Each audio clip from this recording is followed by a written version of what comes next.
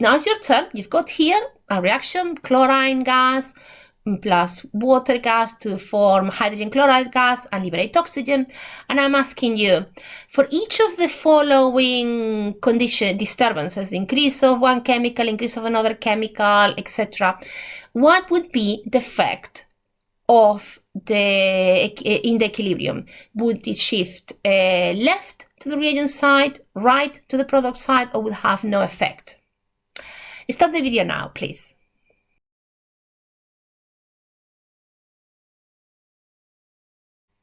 Okay, let's have a go at this exercise.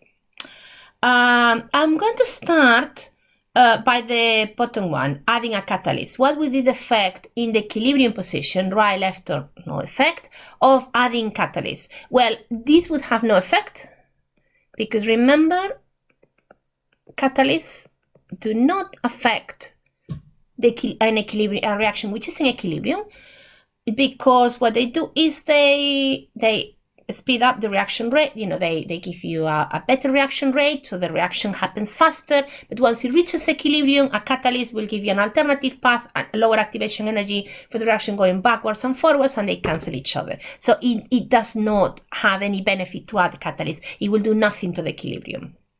What would we do what would our reaction do if we increase the amount of chlorine, of Cl2, chlorine gas?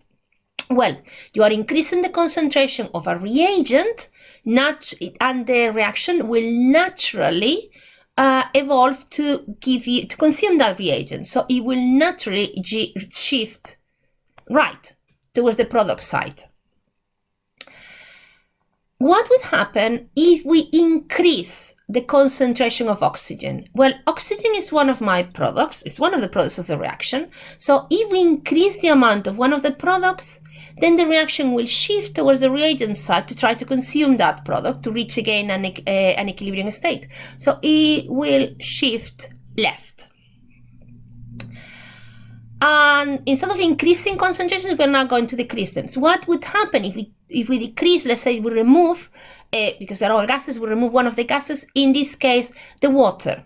If we decrease the amount of water, well, if we take water away from this reaction, water is a reagent. If we remove one of the reagents, then the reaction will evolve towards the reagent side to try to make more of that reagent to reach an equilibrium position. So when you decrease the concentration of one of the reagents, it will shift left, it will shift towards the reagent side. On the other hand, if you decrease the concentration of hydrogen chloride, so if you take some of your hydrogen chloride away, then the reaction will react to try to compensate that, and the way it has to compensate that is trying to make more hydrogen chloride. So it will shift right towards the product side to try to counteract that you're taking away one of the products.